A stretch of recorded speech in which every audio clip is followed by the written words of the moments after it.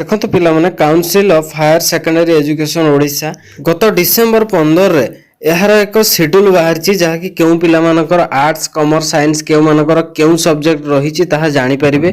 तो निजे आपण माने देखंतु मु खाली मार्क कर देइची।